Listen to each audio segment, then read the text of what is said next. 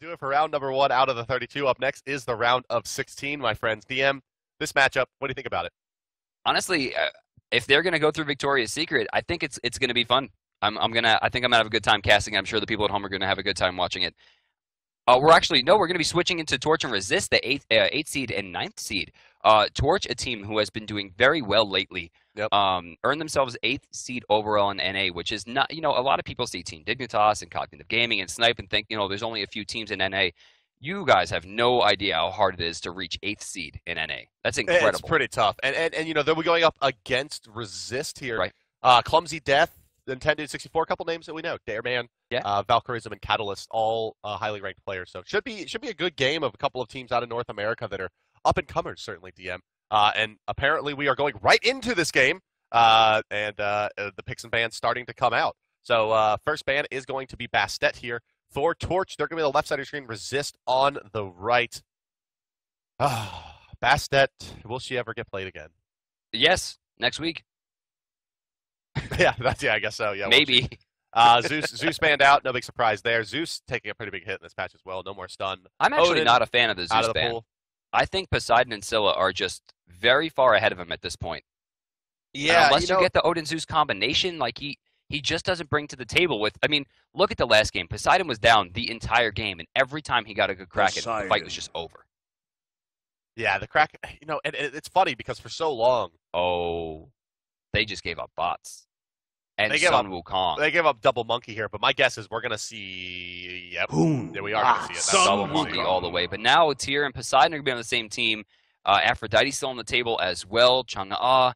I mean, Ra's still up there. There's a lot of options. Or do they try to get cute and draft the Scylla also and take all of the strong mid laners? But at that point, you can just pick Ao Kuang and Turtle, and you should be fine. My expectation here for Pix DM, it's gonna be. I would say Tyr. Tyr, yeah, almost for sure. Oh. Okay. I like this, given the fact that Neith does very well against Ullr and not maybe as well against Apollo. Drafting Apollo here and maybe even going for a ban onto Neith could be very strong. It forces their third pick into something awkward. I think really giving up Tyr, given their lanes already, and putting Aphrodite here, forcing them into the Neith Chang'e pick, and then banning the other one could have been very strong. But they will opt for Tyr, likely for jungle, and that will be locked in. So yeah, Resist is gonna draft, someone here. If they don't take the Neith, they might take the Neith here, Dia, because Neith Hunbots is insane. And yeah, it will be Neith locked in. They don't want to let her get banned out. They know that they want to pick up one of these top premier hunters, and it will be the Neith going their way. Their ban likely going to be focused on the enemy support, I would imagine. Probably take out the Geb here would be the smart ban. And there it is, coming through Resist Gaming. Banning out Geb over on Torch. Mid laners or a solo is going to go. They're going to take out the Aphrodite. Aphrodite synergizes very, very well with Hunbots. Or any other kind of squishy diving assassin, Loki, Hunbots, or the like, Kali even. Just help them stay alive in the fight. And Scylla, the obvious draft here. So, but really the story here is Torch electing to ban out Aphrodite over Scylla. Happy with the Poseidon versus Scylla matchup. I'm actually pretty surprised to see the Geb ban. They could have banned Chang'e there and forced the Aphrodite ban, but luckily they got the Aphrodite ban regardless. Very strong play, I guess, overall by Resist Gaming, thanks to the fact that Aphrodite was banned kind of haphazardly. Kumbhakarna going to be hovered on and locked in immediately to go against Sun Wukong, trying to abuse the fact that Groggy Strike cannot be knocked up, ensuring that Master's Will and Ox will not affect him, maybe go for Roots, and then that's Fenrir. Well, DM, really they got a lot of. This is going to be one of the heaviest gank teams you'll probably ever see in tournament play. Yeah. I mean, it is all gank all the time. If they don't have 10 kills by 6 minutes, they probably don't win this game. Especially now that look at Resist. Look at Resist. They're going to draft Hubwa. If they draft this Hubwa, Torch is all in the first 20 minutes. If they don't have a 10 kill, 15 kill advantage, and the enemy team, you've let them draft Scylla, Hubwa, Hunbots, their damage goes through the roof in about 25 minutes. I don't think I've ever seen Scylla, Wukong, Hunbots on the same team. That's incredibly, incredibly high tier picks. They're going to take the Ra as well, which is a brilliant pick. I like the Ra pick. Obviously here. Brings a lot of sustain to the solo lane, brings a lot of sustain in the team fights, plus the big, big, big slows that he brings to the table. Probably the most underrated aspect of Ra is that damn light bulb. It lasts so long, man. It does, and you always underestimate it. You're like, I can box him right here. I can dodge the beam. Why am I slowed by 1,000% right now? Like, and it lasts for like 12 hours. So one thing to note here, guys, is that with this, either tier or are they going to do solo Kumba and support Fenrir? I know. Oh God, what do you? Solo Fenrir? I mean, it's gonna be solo tier jungle Fenrir seems most likely, but putting the double physical against Ra, who can rush breastplate and just ignore everything that you can do. That's really true. I think the Habwa dip going into Ra here, because Ra doesn't need the damage as much as Habwa does. Ra can just sustain himself with Warlock Sash and then Breastplate of Valor, and then no one is ever going to kill him. Best pick here would have been Freya for the jungle, I would say. Yeah, I agree 100%, ensuring that your gank onto the solo lane would have 2 different forms of damage. That's why I think with the coming patch, Freya is going to be a little bit weaker because it's almost always going to be a mage in the solo lane. Sure. Yeah, you'll have to pick physical into her, but we'll see how it all works out, guys. Give us about 3 minutes as the spectator client counts down. We'll be right back with Torch versus Resist. Don't go anywhere. For Dan Brandon, I'm hi-rez Bart. We'll see you in the round of 16 in just a couple of moments. Hello, ladies and gentlemen. Welcome to our game out of the round of 16. It's going to be Torch versus Resist Gaming.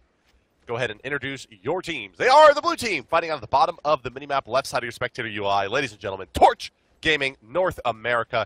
They're going to be Pulliam matching up with Me Club for what I suspect to be the dual lane Copacabana and Apollo. You're going to have Jungle Fenrir for Awesome to the Max. Davis Arc will apparently be your solo lane tier, and you'll have Gusta in the mid lane as Poseidon.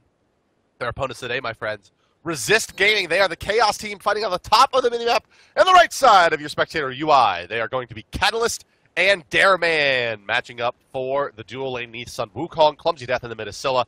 Valkyrism will be your solo lane Ra, and it will be Nintendo 64 in the jungle. And as it goes, DM, it's a one draft, certainly for Resist Gaming with the stronger team. Oh, yeah. But Torch, as we mentioned, it's all about pickups, all about ganks. Look for a lot of kills on the blue team in the first few minutes of the game, or expect a very, very difficult mid-game for them. So my favorite 2 wards come out. One to see what they're doing at the speed buff, and one to see, for the people at the speed buff to see what they're doing at the mid-camp. Favorite. I love it.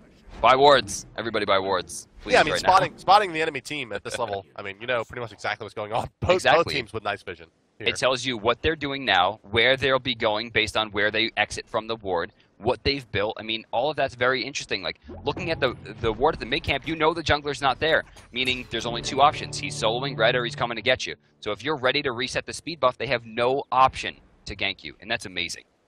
Yeah, it's wards win wars, as we often say here, my friends, and Poseidon versus Scylla. Yeah, I mean, this is kind of the new Agni Isis that we saw however many months ago. A very common matchup. And while Scylla does lose the early game, not only in push, but kill potential, thanks to the fact that Whirlpool Kraken is just unbelievable against her, you got to put into the end game that I'm a Monster has the very unique ability to completely change a team fight instantaneously. And with a purple pot start here for Clumsy Death to try to get that early clear onto Scylla, I want a Fenrir rotation. Yeah, I mean, try to take it out. Throw out a Brutalize, see what you can get. Oh, speaking of what they can get, they find a kill early. It looks like that one's going to go to Fenrir. I'm sure that's very welcome on a character who needs to get farmed very quickly, otherwise will fall out extremely fast. They're going to get another kill here. I don't think he doesn't have anything to do here except run, and he barely gets away. I'm sure he's very excited that he got that speed buff. No Brutalize for Awesome to the Max, but he's going to fall back. And it is a legendary Fenrir here, so he knows a thing or two about playing the dog. And oh man, that leap stun onto a Scylla plus a Brutalize is going to be tough to destroy. Not to mention, the leap stun will guarantee Whirlpool. She'll have to buy beads early, and she doesn't have it so far. She's just sitting on, it looks like, multi-potions. This is Fenrir's opportunity. He should just run up through this jungle. He's going to have this red buff for probably another 30 seconds or so he will need to be kind of careful. Something that we didn't talk about is that the blue has not been taken over on the bottom left side. Wow, yeah, look at that. So the early pressure coming out from the Neath and some Wukong to prevent them from moving into blue buff. How do you deal? Honestly, I mean, it doesn't look like they're having too much trouble given the fact that Kumbhakarna is a little bit lower. They do have decent push here, but oh, Kumba's in trouble. A nice yawn going to come through, and here comes Awesome to the Max. Oh, the baits were good. And backflip is now back up. I had just used it, but that means that there's a Brutalize in range. One more auto attack should do it. Awesome to the Max with a second kill early on. However, not focusing on the mid. They are finding kills around the map. 2 targets, big targets going down Neath and Ra in the early game. They did not take any red pots away, but there will be some zoning coming out. Nintendo here gonna get stunned out once again by also the max auto attack coming through. Here comes Cat Form. They are not gonna stun out, but they do have Scylla there. Bean's gonna be used as a leap available. Kraken doing enough to save the dog. A nice rotation, but they lose a lot of time to farm for the Fenrir, as well as they force out a Kraken ultimate just to save him. But a 3-man rotation from Torch, so maybe an even split. That was very, very close. He must have been sitting under 20 health at that point. That was very close. And kind of lucky. I mean, not only did Poseidon get that Kraken off, but he blocked a body shot. Not sure if it would have directly hit Fenrir, but it was definitely close enough to be considered. That could have been a kill for Resist, but a great, maybe even perfect rotation coming out from Gusta allowed him to go for it. Now, in the solo lane here, you do have the level advantage for Davis Arc on the tier, which means that, you know, it should be relatively easy for him to at least keep his power from going down in the first 10 minutes or so here. I don't expect many kills, although Rod's a bit low on mana here. And there is a Blink on the tier. I mean, Blink Fearless right now may find a kill. If he we have an ultimate. Ragnarok's going to come out. He's trying to get out of there, but Sun Wukong didn't have anything available to him. Not only dropping that, but it looks like... nope, they did manage to find the what's it called, mid camp over on the left side, but he falls for it. And over on the right side, it looks like the red team was able to find it. So they do manage to get both mid camps, but unfortunately, they do drop another kill. Torch maintaining a pretty standard gold lead here at 1100. Yeah, I gotta tell you, it's going exactly how it needs to go right now for Torch, finding the early kills, getting the Fenrir off to a really good start. If he finds a Jotun's Wrath before about the 10-minute mark on top of his boots, that would be great, but it's not. It's gonna be a Heartseeker rush. This is so all in. 3-0 though. Hey, it's working. It is definitely working. I mean, it should be considered that Fenrir will effectively fall off getting towards the 15 to 20 minute mark, usually a bit sooner, but given the fact that he's already pretty far ahead in terms of gold, it's going to be hard to shut him down. And I mean, if he gets that Heartseeker, he can do a lot of damage. And so far, Awesome to the Max has been doing a great job. Taking a look at the gold, he's sitting about 800 right now, so he's going to need about 500 more until that Heartseeker's done. Yeah, I mean, with a Heartseeker plus Pen Boots and Brutalize hitting for about 400 base damage right now, on top of the scaling, and that's a lot of physical power for this stage in the game. With all the scaling that Brutalize does bring to the table, this could be a pretty early victory for Torch if they play it perfectly with this Fenrir. With this kind of start DM, I mean, let's take a look at his in-hand gold, sitting at about 1,000. So this Heartseeker in about another maybe 2 minutes, around the 7.5 minute mark, he'll have the Heartseeker done, and then it's just Stack City for him at that point. And if he can continue to find kills, I mean, it's going to be really tough for Resist to even find the late game here. Because noticing the Hun bots is at 0-0 and 0. He's got that ultimate available now for about 90 seconds and still hasn't thrown it. I mean, he hasn't had an opportunity. He's constantly being put on the defensive. And right there, when he finally got a chance to be offensive, both Pulliam and MeClub were just sitting underneath the tower, not letting them aggress. Right here, Groggy Strike's going to go off. No knockup available. Remember, guys, Groggy Strike does not allow... Oh, the mesmerize on the bird! Best. He doesn't have enough to ult here. It's going to be up to Club. He's going to club him down right there. 1 kill, and Dareman's going to fall. 4th kill for Torch. And now the Fenrir are going to rotate over as well. Neath is here. He is spotted out by this ward pretty easily, however, so they know pretty much exactly where he is. But it may not matter where he is, because if he leaves on Nintendo and gets brutalized off, that's a kill anyway. Catalyst, feeling a bit brave here, going to push out of... He must feel very confident, because that's going to miss the stun. But there's the Ragnarok coming out. That's going to pull him right back out. MeClub throwing in the auto attack. So he'll do about 500 damage with that combo there. Not going to find a kill, however. Also, the Max should realize they have a ward. You know, honestly, even with Fenrir missing that overall combo and not getting the kill, Catalyst is put into a pretty awkward situation. Now we see a World Weaver getting charged. She's going to shoot it into the fray here. Where is that thing going? My. It's super low. Nice. Canceled. He used the bird, accidentally canceled it directly into Master's Will and found the Resist first kill, but will he pay for it? Kraken used. He gets up into the air. He should have jumped already. This could be dangerous if he allows them to cover options, but it looks like they are going to escape here, and now Resist is on the board. Too much respect for the Scylla to try to take aggressive positioning there, I think. No I'm a monster used yet, and they know that you can get punished pretty hard for that. Especially with the Kraken. Yeah, exactly. Yeah, without the zoning potential from the Poseidon that they use to try to burst out Sun Wukong, which I think is just, I think probably the primary reason why Sun Wukong is more expected, that he's so hard to burst with his passive being just like absurdly effective. Yeah. And then he's unkillable once he makes it up into the cloud unless you commit really heavily to it. So, I mean, there you kind of see it play again. Have you thought to yourself, I'm going to kill that Sun Wukong, and he turns around and crits you 2 times and just kills you?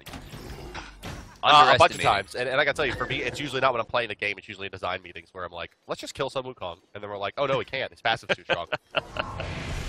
So, Kumbhakarna, I think he's added a lot to this team so far. I mean, 2 times we have seen that Yon play major benefit, not only saving himself, but guaranteeing a kill as well. I think Pulliam is maybe one of the few players that's starting to unlock the potential of Kumbhakarna, a character that has seen a lot of play in EU thanks to i5's Dirgius, a character that has done fairly well for i5 as well. Yeah, Kumbha effective against Sun Wukong especially, I think. Yeah. Can't be knocked out by Ox during Groggy Strike. Same thing for Master's Will. Yeah, and he can mez out the transformations pretty well. Yeah, which is really strong. And this double mez lane is just a morale killer, really. the Apollo plus Kumbha, I mean, it's just so much time to keep you effectively locked down, slept, as it were, with those mesmerizes. But, speaking of mez, there's one forcing out Beads on a clumsy death. So Beads now down. They were rank 1 Beads, so a long time, 3 minutes until they're going to be available again. You may see some diving into the mid lane here. Pulliam probably going to stick around a bit and try to find an initiation with his Blink 1 onto the Scylla. Maybe now, as Fenrir is going to come in. There's the big Ragnarok. They're going to put him into a Kraken, and that is going to be a dead little girl. Looks like there's going to be an attempt at a return kill over here on the left side lane, as Mi-Club in a bit of trouble. Does have the dash available. They're going to mez out Dareman, and that's going to be that. As there may be a bit of an overcommitment here by Resistance. There is no leap on Catalyst. Doesn't have the mana. Going to try to get away now, but Brutalize is in range right now. Knock-up coming through from Sun Wukong, however, but it is already used, which means they cannot stop the Brutalize, and down she comes. One more auto attack, securing that kill once more. The way of Torch, 6-1 now in the first 9 minutes of the game. Yeah, 2,000 gold in the lead, 2,600 experience as well. And now check this out. They're going for a steal as Pulliam moves forward. Not really sure where Awesome is going. He's deciding to not go for the steal. Jumps over the teleport there. Opportunity all coming out. Awesome to the max, gets super low and finds himself victim of the dropping satellite. Yeah, and in the meantime, that blue buff was secured by Dareman. He was able to sneak it away from Pulliam, so small victories for Resist. Here's trying to find something, but fighting Raw inside of his heal is going to prove fruitless, especially after that Celestial Beam will take away some damage as well. Tyr starting to fall a little bit low in the mana department. Opstead, he's going to go back, but it doesn't look like Valk is going to let him go. Blink, Fearless, Power Cleave's going to be good, doing some damage, but the heal is down once again, and the mana's gotten very low. Davis taking another Celestial Beam, and again will fall victim, trading both times, using more mana and losing more health in both engagements, despite being the initiator. Tyr will be forced back here and might be in some trouble as his tower's getting pressured. Yeah, I mean, he could die to a snipe if this beam hits. It does not hit, and not a lot of auto attacks going to hit the tower either here for Valkyrism. Going to throw out all of his spells, which means that he will be falling back here as he doesn't want to die to the dog that is certainly hunting him as this red buff is going to be going down for Awesome to the max. Going to leave that there, of course, forward to the side, as is standard currently in the meta. So covering the lane here is the level 10 Fenrir Heartseeker, still sitting at rank 1, but the pen boots are completely done. Brutalize going to be hitting quite hard, and Valkyrism's going to get a taste of that, it looks like right now. 3, 4 auto attacks coming through, but he's going to heal that back up. Okay. Ragnarok falling him back. He's out of mana, as you mentioned, but look at that one last Celestial Beam doing too much damage from Awesome to the max for him to continue in. There's a Blink Tyr available, though. Is his Blink back up since he went back to the base? Is he going to go in? He's going to need a Lawbringer as well. Here's the Lawbringer over the top, but he's really committed to this fight. Misses the Fearless Shake, clumsy death, and there comes the Hoodbot's ultimate. Davis gonna get turned on. Down he goes, DM, and that one, sometimes you feel like a nut. You know, that back to Soul Calibur, some people are familiar with the matchup and they don't panic. Sure, yeah. I mean, he saw the fire come out, was unafraid. I expected he was going to dodge the Lawbringer, didn't get out of the range in time, but then the Fearless just didn't find its target. He put himself directly in the path unknowingly of both Poseidon and Mr. Hunbats here, who has just tanked the tower right to death. I don't know what he's going to be planning to do here. He has a lot of mana, could be getting out, but Tyr overcommitted to that one. That was just trouble. Left side lane looks like we are going to have an engagement here as the messes are coming out. Not sure if they spotted out the silver rotation they have. The ward coverage is there, but it doesn't look like they're going to be disengaging in time. The pets are going to miss, so no root coming out, but they are going to find a kill in the Pullium here. Nice split. Oh, nope. The mez. Is the mez too big? Nope. Jingo Bang. Impossible to miss, so he is going to go down. Pullium takes a spill, and his passive is going to be down now for a few minutes as well. I, by the way, cannot wait for that move to be nerfed. Yeah, it's looking fun. Dareman is... great ultimate to counter out the root opportunity there, and will find a kill onto Dareman. 7-4 right now. Resist is starting to come back into the game, but Torch trying to maintain themselves. Experience difference is even at this point. Gold difference inside 900. So really, despite the fact that they're 3 kills up, only the gold difference of that 3 kills will really make them mark. Resist doing a great job of staying in this game, and that's largely in part to Valkyr or Valkyrism over on the right lane with Ross. 6,400 gold puts him second, roughly third overall in the game. Not to mention he is level 13, keeping him in line with mostly everyone else. Oh my goodness, DM. Torch, they found their early kills, but they started to slow down a little bit at the 12-minute mark. Fenrir has not been involved in much for the last few moments. Does have his Heartseeker done, but that means he's committing to a few more minutes of farming to try to get that stacked up before he's going to be looking to really fight 2-2 aggressively here. The good news for Torch, of course, is the fact that Tyr is finding his levels and not too many deaths in the solo lane versus Ra. Ra, however, Valkyrism does have the breastplate of Valor Dome, which means he's basically invulnerable. Yeah. I would say so. Not to mention, that's going to give him more mana, which increases his sustain, on top of the fact that he gets CDR, which I guess increases his invulnerability, given the fact that he can use that for more heals. It's going to be very hard for Tyr, and subsequently Mr. Check Fenrir the bots on the right side. Bots is going to go in onto Tyr. Come out, doesn't have a teleport, but does have the lead, doesn't find the slow. Fearless going to take him away. Brutalize coming through, doing a lot of damage, but I'm not sure that Austin Max can continue in here. He needs to fall back, as it's just too much sustain from the Ra, and the burst potential coming out is just a bit too high. If he does take a slow from the Hunbots, it's going to be pretty tough for him to live, so forced out. And that's really the main issue with Fenrir as an assassin that isn't necessarily quite as bursty as Hunbots. Can't really stay into those situations, but check the mid lane now, DM, where Scylla's forced to leap away, but here comes Dareman. The knock-up going to be good to disengage for him as well. Ra from behind, but neither of these targets really low enough for a snipe to do have a kill potential. He's going to get rooted out here into a whirlpool, but there's not going to be a crack, and he's just a bit too speedy. He's totally coming in just as Fenrir leaps, but he's going to use Ragnarok beads from Ra, and really nothing doing here in this fight. A lot being used, but Meeklub has rotated over. Kraken only going to hit the one that he was looking for. Valk able to get out. I'm a Monster going to turn around there as Meeklub's in a lot of trouble, just trying to get away at this point as we see Dare jump into the air. He's looking for something, but he hasn't found anything so far. Poseidon moving forward, throws out the whirlpool, but Clumsy Death undeterred, throws out the shot, misses both of our targets, and somehow only one person dies in that exchange. Just a brilliant whirlpool there, keeping the Scylla from being able to leap in. Lawbringer over the top of the right side here in the solo lane. Nintendo's angle is on him from Davis. Xenify the Fearless Chain. That's a dead monkey with the blue stance Fearless coming through. Going to heal up and walk out of tower range as well after throwing out the Hand of the Gods. This also means the right tier 1 is going to fall, but it's going to be a Gold Fury trade. Perhaps here for Torch. Fenrir starting to rotate over as well. Are they going to get it low enough in time? Getting into execute range in just a moment. Yes, it does go down, but at what cost? Austin Max is here, but he already blew his lead. There comes the wave. It's going to be enough to pick up a kill onto Clumsy Death. They find the Scylla. Red buff is up as well. Let's see if Fenrir is going to go ahead and counter jungle this. Not sure if he notices. They're likely going to go ahead and try to push through the mid lane here. So they'll find 2 towers in exchange for that Gold Fury and a kill onto the Scylla. I'd say an even trade. And even trades right now are in favor of Torch with their early game team. Honestly, I really would have liked to see some Wukong sacrifice there.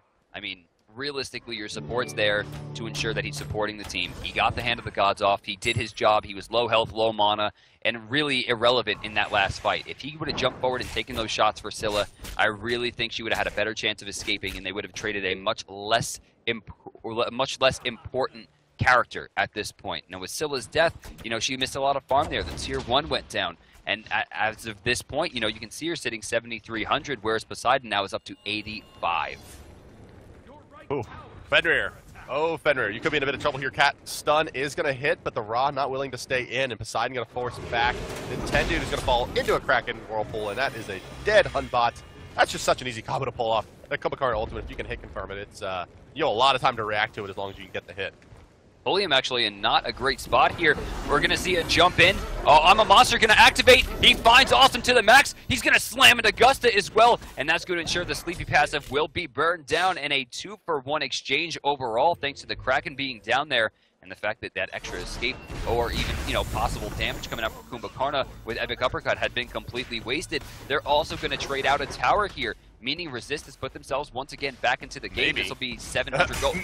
That's a big Fearless Chain. That's on to 3. Knocking back up the Scylla as well. She's taking a lot of damage on the tower. Down she goes. Here's Davis Arc going to fight this one out against the decoy. Now going to look for Valkyrism. In comes Sun Wukong yet again. Apollo's rotating over across the sides, is active. He's going to dump onto Dareman, but it's a little bit off target. Not going to find the knockup. Here is Ra trying to get slowed down by Poseidon. They're trying to do a lot of damage from shotgun range. Sprint activated as well. He's going to fall. Catalyst now going to be the one in some trouble. If they can find the dash into Mez from the Apollo, they cannot, but it's going to be a fallback. They don't want to lose this tower. They need to defend it a bit after picking up this mid camp as well. Quite a fight by Torch there. Great timing by Davis Arc to find a 3-man Fearless.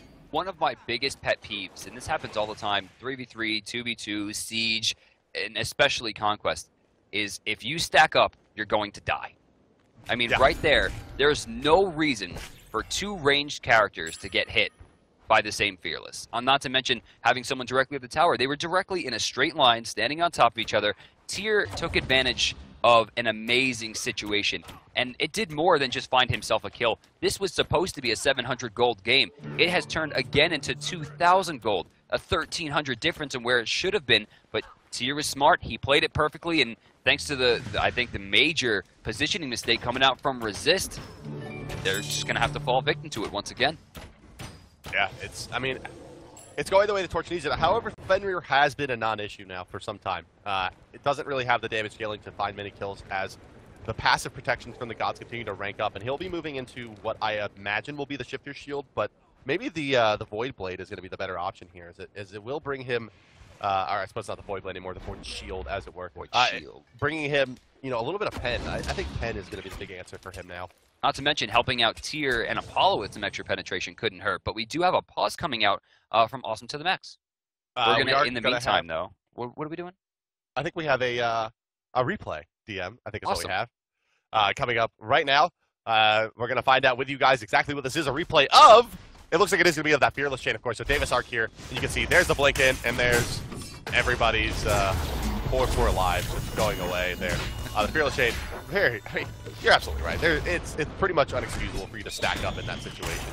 And you can see Tyr cleverly going to cut off that Ra, who makes a bad choice, I want to say here, to run into that shotgun to the side, and down he does go. So a pretty nice engagement, but I mean, that was easy, man. That's like shooting fish in a barrel. You get a 3-man Fearless, and you better pick up 2 kills. I do like shooting fish. One of my pastimes. Yeah, especially in barrels. Fish shooting. Makes it a lot easier. I'm down for whatever, Bart. Like, let's go. Yeah. What are you doing this weekend besides this? I burned in a barn. It's a barn burning weekend. It's apparently always a barn burning weekend. Have you ever burned a barn? Have you ever seen a barn burnt? Not on purpose. Not on. Okay. So while we're waiting, guys, we can talk a little bit about the brackets. Team Dignitas has defeated Netflix Gaming. We'll move on to quarterfinals. Same thing for the Game Changers have beaten for Full Moon and Critisaurus. Predictably have beaten Team Imperfect. Cognitive moves on past Lips. Of course, Paragon actually and Return are still going on. Return hot off their, I guess, upset victory over Victoria's Secret, and then Paragon still facing off. And Snipe and Insania Gaming are still playing off as well, as Mighty Storm has fallen victim once again in the second round, this time to 5 Angry Men. Yeah, well, I mean, around the world, lots of things happening. 5 Angry Men moving on this weekend. That's nice to see. Over Mighty Storm, who's no slouch of a team. But now they're going to make it through I'm a big fan of a Mighty Storm. They answer a lot of the 2v2 and 3v3 stuff. And one of the guys on that team, Madge, has an amazing tier, and I can't wait for him to be nerfed, so I don't have to deal with that anymore.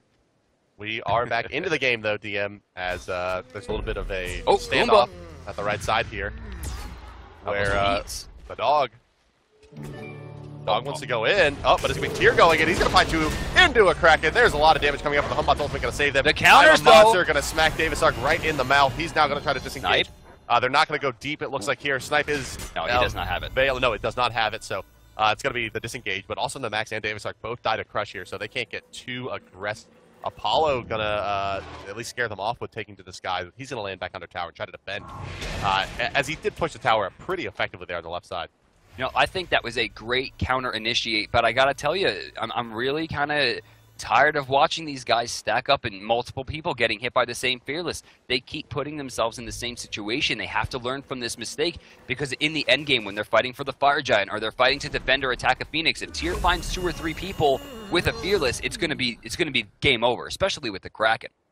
Yeah, but we saw it there. I mean, that was executed kind of perfectly. I mean, they got the multi-person Fearless into the Kraken, and it was not tremendously effective. Well, it didn't find kills. Did a lot of damage, but didn't find kills. It was countered on. Well, what's going to happen when Mr. Poseidon has that Rod of Tahuti up? Well, that's a whole other story, DM. That's but we're minutes from that. At least 5 minutes from Rod of Tahuti getting finished. His in-hand gold sitting only at 200. I think we're a little bit farther than that. I mean, honestly, though, it's going to get harder. Clumsy Death needs to find more damage. I think that's what it's coming down to, is in these engagements, we're seeing Hunbots, you know, he's getting those ultimates off, and we might see I'm a monster, but we're not seeing the full combo come out from Scylla. She's too afraid to fight, even when the Kraken's down. I think we need to see more aggression coming out from Clumsy Death if they want to find just a better ticket back into this game, because they're still 1,500 down. Well, he's got a big opportunity for aggression here, but elects not to go in onto Osman to the max. Still trying to zone him out, but here's Me Club, and man, I think that they're a little scared of Tyrion, as well they should be, because they've been getting abused a bit here by Davis.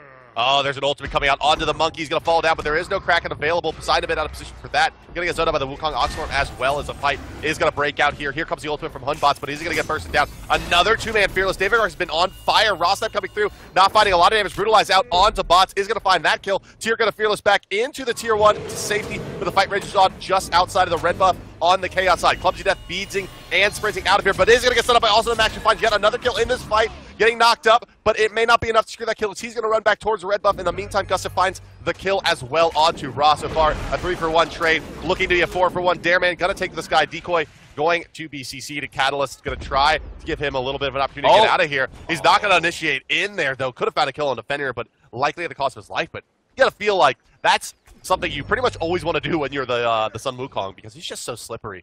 I mean, he probably had another transformation available there. Here's the Tier blink in. That's going to force out the backflip from Neath. And that looks like it's going to be that DM, but quite a fight breaking out there. It's starting in the Chaos, or the Order jungle, moving all the way to the red buff on the Chaos side. First to 20, by the way. We see Gustas Poseidon sitting on about 1,100 gold right now. He's gonna, I think he's gonna go into Spear of the Magus, which is going to ensure that his Whirlpool is going to tick down a ton of protections on top of the damage that he already has from Bancroft's Talon, Shoes of the Magi, and then of course Polynomicon on top of the 20 he gets from Vamp Shroud. He's going to start swinging very, very hard. Not to mention, at level 20, that movement speed that he has gained through the maxing level of Trident, on top of the fact that his passive Changing Tides is going to increase him as well. He is just going to be very slippery.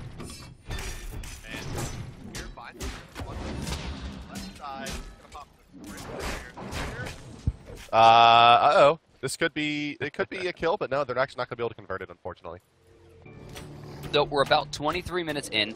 Not too many Gold Fury attempts have we seen from either team, and Fire Giant, of course, still available as well. 2,600 gold separate the two teams, which at this point in the game isn't as effective, though there is a fair experience difference, and you can see that reflected mainly in the fact that Gusta right now is level 20, whereas Scylla is only level 17. Yeah, wow. Shoot. I mean, the threat of the Fenrir, I guess. Got the wave, forcing the tower too many times, forced to rotate out, as well as also the Max has had a pretty big impact this game. Now with the Heartseeker and the Void Blade done, this is about as strong as he's going to get, I would say. It's pretty much all downhill for him now. Sitting at only at level 16 as well, you know, not really doing that great, but is pretty much dead even with Nintendude. But Nintendude is, you know, now about 2,000 gold away from getting into serious late game damage potential. Although it's a pretty late timing for the Deathbringer. 24 minutes is really not when you want that item out. I mean, you're really looking for about the 20-minute mark to effectively be a 100-0 ganker on that Hun bot. So all things told, it's still an advantage toward right now, but the clock is ticking. Catalyst is in a lot of trouble. The Yawn, oh, and those preemptive beads right there stopped what would have been probably certain death. Pulliam does manage to take that satellite in the back there, but no teleport follow-up from Nintendo. So they're going to turn their sights maybe over to the Gold Fury. Is not Dare to Care, Dare Man rather, is walking over, just warding up a little bit. I think they're going for the protection route. We're not seeing a lot of farm come out from either team, except for Me Club, who has opted to start pushing this wave once again. Ra will rotate over to ensure that it can't go any farther, but I think the damage has been done there. Just separating Ra from the team right now could really force out a very strong Gold Fury attempt for Torch. Yeah, it looks like it is. Apollo going to take the skies now, and they're going to fully commit to this. He's going to note that Scylla is here. They spotted out with the ward, but he may initiate on her, as in comes Offender as well. A little bit of miscommunication there as the Fenrir stun does hit, and Apollo overshoots. Here comes the Neath. She doesn't have a weave down at the Gold Fury, it looks like, so they're not going to find too much. Ragnarok does come out for Fenrir. He's going to find a pickup on to the Sun Wukong, who they're going to try to burst, and they're going to be able to burst Sun Wukong down. which means that if they find another kill, this could be Fire Giant, but Pulliam is going to go into his passive at least here now, but it doesn't look like they can stay engaged on him. Auto attacks coming through from Valkyrism. Don't think he's going to find him in time. Comes back up is Pulliam.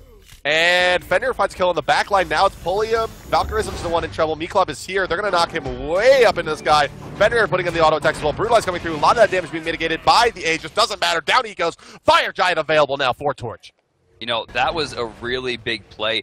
Not only did Fenrir find a major leap there with that Unchained, killing one and stunning another, but in the background, Ra was trying to burn down the Sleepy because Pulliam did fall, but unfortunately he didn't have the attack speed to finish it up. Pulliam stepped right back up, you know, waking up to his feet after the yawn, sent him right up into the air with epic uppercut. Team finished it up, and now poor Neath on the wrong side of the map here is looking for farm.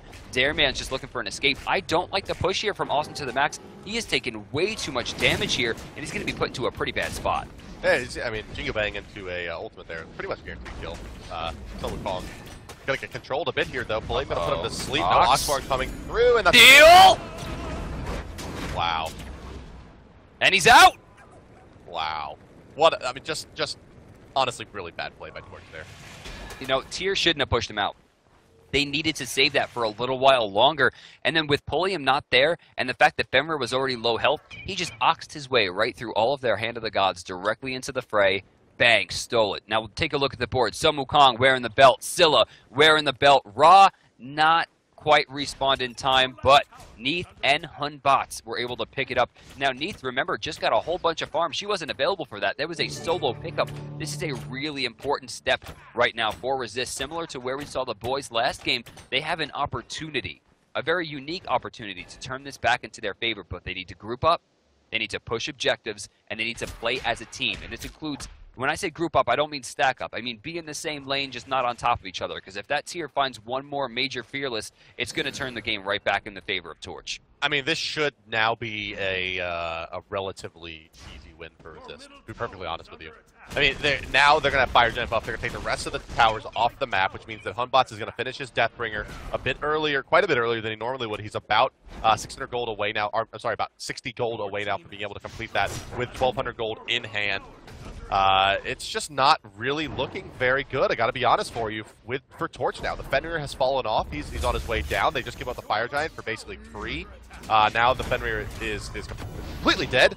Pulliam is mostly a non-issue at this point, as the Kraken ultimate is really the only thing doing a lot of damage. It will secure the Hunbots, and looks like Torch will hold here and resist, but I still think it's their game to lose. All right, so they're getting some damage done. Lawbringer's going to do some as well, but Fearless will finally miss, and he will pay for it. Clumsy Death's going to be able to find that one. Pulliam does not have Sleepy available. He will go down as well. That's a 3-for-1 exchange, only trading out the Hun Bots here, who still doesn't have the Deathbringer available for another 300 gold, which he is likely to get right now as Dareman and the team move forward to pick up a 1,500 gold swing for them. Take a look at the gold bar. 4,000 is going to get shrunk down there. We're inside the 3Ks now, and as they push their way towards the Phoenix, this could be a really big deal, but Apollo did split push and find a Phoenix of his own.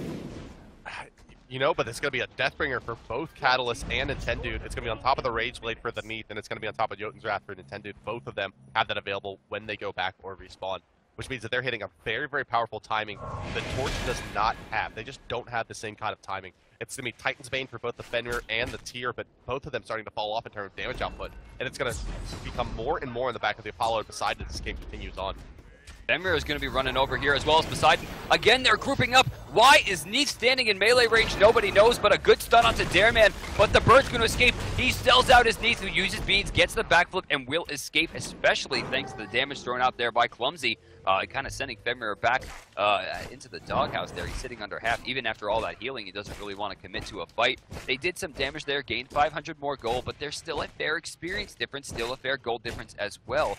Gusta level 20. Tyr level 20 on Davis Arc, Meat Club on Apollo level 20 as well. We see a matching set of level 20s with Ra, Neath, and Scylla. And of course, that's Val, Catalyst, and Clumsy as well. Level 15, level 19 versus level 16, level 19. So still a very small experience difference. But the gold still in favor right now of Torch.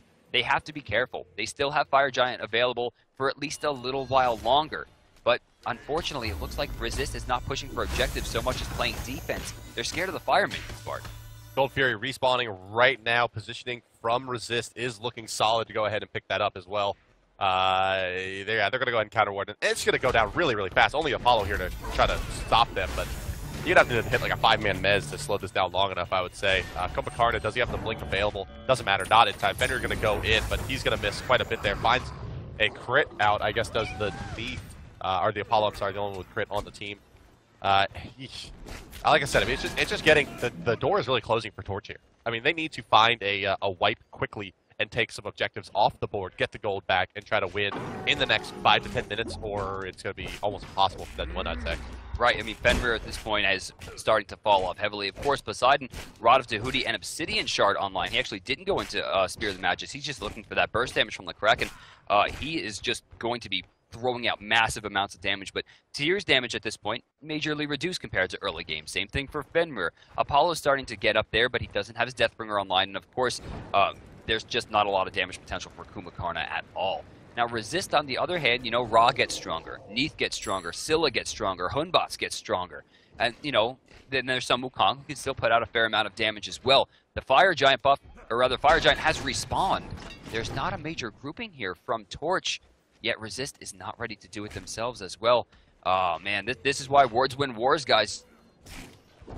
If they would have noticed how many were missing, they might have been able to burst that down. Yeah, I think they were. I think they were considering chasing down the Kumakarna there on the right side and trying to get him down before going for the attempt of just a bit safer, finding that pick first. But you know, obviously that's what Resistance is looking for here. They wanna find a kill and then take the free Fire Giant. It's just the safest thing to do. And with the kill potential they have on the team, the Huntbot's ultimate into the Scylla ultimate, you know, it's no big surprise. When Fenrir dies pretty easily at this point in the game, he has 0 magic as well. He's gonna have a pretty hard time. You can see Torch continuing to put out wards, just knowing they're going to get countered, but just they really, really want to have what vision they can. In the meantime, left side lane, Apollo. He can't go in. Ra. Yeah, he's too low. Can't make it in. He got hit by the Searing Pain, the Celestial Beam. He's going to be forced out there, and now they're going to get a 4v4 engage over here. Actually, one seems to be missing. Poseidon's rotating back in finally. Tyr not in a great spot. No teleport there. There's no way he's going to go for that level of aggression. Ra rotates back in. Apollo's still a ways away. They need to push right here on Resist. Their only carry right now is gone. Focus down the Poseidon. Look for the kill. Fenrir and Tyr just won't have enough damage at this stage in the game. Because Apollo's actually sitting there playing defense. Oh, but the Phoenix respawns. Left side, Phoenix will go down on the top there. Thanks to some good split pushing. And it looks like Apollo has defended this effectively. But the Kraken goes out. Oh my god, Falcon's so much trouble. Just trying to escape. The lava's going to take him down as Gusta becomes divine. Wow, poor Sun Wukong went deep there, got destroyed. Poseidon playing unconscious right now. Gusta just doing work. He just the Hunbot immediately goes in on him as the Kraken comes out, and he just responds with a casual Polynomicon hit that nearly kills him. And remember, at the beginning of that fight, Awesome and Max somehow lives. He takes a Jingle Bang and a Crush, going down to under half health, then leaps in and still disengages after getting Fearless chained on the team. He's able to disengage, and Torch continues to find a way to stay in these fights. Deathbringer and Rageblade available for Neath. Deathbringer out on Nintendo, and it's just they're not pulling their weight with it right now. Player damage still sitting fairly low, around 10k for the Hunbots on Nintendo. Is just way, way too low for Hunbots to have 33 minutes into the game. But now, you know, they don't even need the Fire Giant at this point. With the deaths, they really should try to push as much as possible, and that they have. This is going to allow them to rotate over to the Fire Giant, but where is Pulliam going? He's going on a journey back to the base. They're giving Sun Wukong another opportunity. He's going to steal it, and I'm going to laugh. That's what's going to happen here. They're giving Sun Wukong another opportunity to steal this away. Hand of the Gods 3 is available on Davis Arc. Lol. He just stood there, and they ran away. Pulliam kind of with a misplay there should not have backed. They needed 2 people with Hand of the Gods there. They needed someone to tank it up. I don't like the way that they played that one. And that's going to hurt. You know, they did manage to keep their Phoenix alive on Torch. They did lose one over on Resist, but they only need one Hand of the Gods to be able to stop them from pushing this forward. Oh, no. Look at this positioning. Nintendo's going to go over the wall. They could kill him here. Deathbringer is online. I mean, that's a lot of damage. There's the meds coming out. It is going to hit Nintendo, and that's going to be bad. 7 million second stun. Yeah, I mean, I think Hunbots, if he throws the ultimate there and Scylla go ahead and rotates in as well, that's an easy kill and a probably easy victory for Resist right there, if they're able to take it. But shoutouts to Me Club. Smart stuff. Going to continue split pushing the left side lane. And I'm not sure I like this response of let's pull Ra to defend here. I mean, Ra brings so much AoE damage to the table. I'd prefer to see the Neath over there. Not to mention sustain.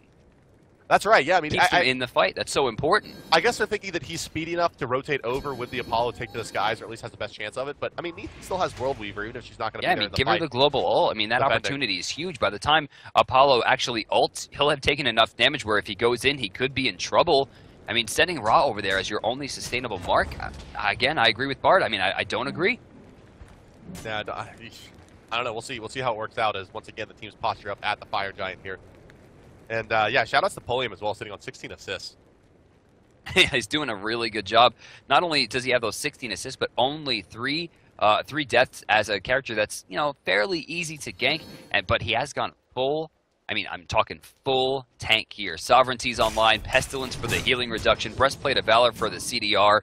He has a lot of Mesmerizes available to him. He has Groggy Strike, Epic Uppercut. I mean, there's a lot of CC. Not to mention, that passive's going to allow him, you know, force them into a bad spot. Jumping over the wall here, Awesome has put himself in a really awkward situation. Polium, Epic Uppercut, going to try to go for something here. We're going to see the Howl come out, trying to do some damage to Valk, who's taking a lot. Ultimate going to come through. Ragnarok will be deterred. Davis gets put into a bad spot. I'm a monster. Will find him.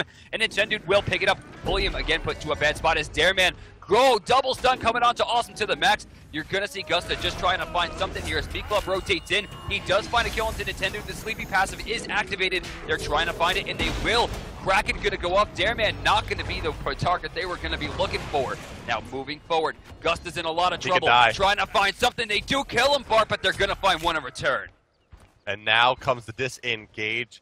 2 members alive for each team. It's going to be Fenrir and Apollo versus Ra and Neith. And Ra taking some damage here. Bead's going to be used by Apollo, trying to get the cooldowns back up, I would assume there. Or maybe trying to avoid a Spirit Arrow through the wall, I'm sorry. But it looks like it's going to be mass recalls as the Phoenix falls yet again on the left side. As Torch continues to cheekily pop down this Phoenix. And now that's another few minutes it's going to be down. And Titan taking about half of his HP.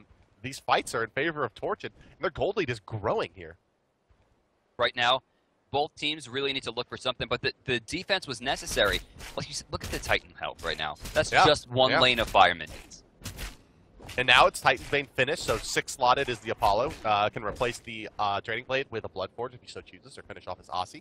What in the world? And honestly, I would say he should probably buy an Executioner and dive to the tower. Or dive to you see Titan. The charged Morningstar coming out from Fenrir? Well, Fenrir is going to go for last item Transcendence. You're not supposed to do that. Because this game's going to go for another half an hour, I guess? Not to mention, we haven't even seen him farming. I mean, he has hit level 20, but he's one of the lower amounts of gold on the team. Regardless, they're not in a great spot here. You know what? This is the deal, right? He's saying... I have enough mana at this point. No. What he's saying is all right, I have Titan's Bane. I have Void Shield. I have Pen Boots. There's no point in me buying any more pen. There's not really any more pen I could buy besides a Jotun Trap. And I think he's just saying, I'll just take the raw. Wait, Bart, they're in the background here. The satellite's going to come down. They're chasing down Catalyst. Ragnarok's going to find it. They're just trying to do the damage, but he is going to go down. Oh, poor Nintendo. He's not getting away from that Lawbringer. Now they can just turn their sights directly to the Raw. Austin to the max. Almost getting tagged, but not a good position there from Valk, but they're going to lose 2 there. And those were 2 people they desperately needed, as that was most of their damage. So yeah, what I was going to say is the reason he's building Transcendence, he's just going for as much raw physical power as he possibly can at this stage of the game. Trying to make Brutalize hit as hard as possible, with as much guaranteed damage as possible. I think it's a play here. So, Hero Sun would call yet again, getting knocked up. This time they handle it very, very effectively. However, they will lose their comeback in the process as Clumsy Death will get credit for that kill. Lee! Oh! Hell. Wow, yes. Yes. Doesn't matter, though, because Me Club destroys that Scylla, and now it's just Dareman. I don't think he can make it over the wall from here, so pretty easy split for them.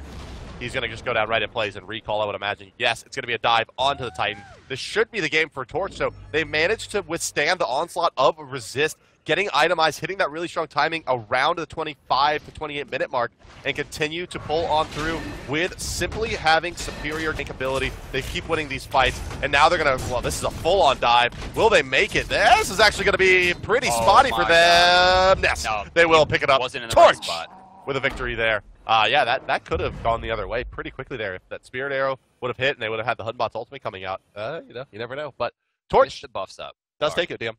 763 magical power. 85% of that smacked right in with that Trident hitting 3 times. Oh, man. Poseidon, 13 and 2. keep in mind that one of those deaths was basically just to the Titan. 12 assists on top of that, almost 20k gold. Incredible push, almost 40,000 damage. Yeah, I mean, it's going to be one of the first times in a while we'll see Fenrir pick up a W. Yeah, that's true. I don't think I've ever seen him win. Not since I've seen him win, what, halfway through 2013? All right, let's take a look at a replay here of the big plays from the Poseidon here at the end of this game, and it's a nice Kraken here that really sets up these kills. I'm a monster comes over the top, and this is really the fight that seems to this is crazy, man. The Hunbots comes in and look at that. He takes 2 Trident shots with a Polynomicon and is almost dead. Another well-placed Water Slug there, and Gusta definitely carried this team in this game. I mean, this is the power of Poseidon. I mean, he's going to be getting nerfed, and that might put Scylla back on top, but the nerfs to Poseidon weren't huge. Expect both of them to be picked and banned a lot in the coming weeks, especially with a lot of the Warriors starting.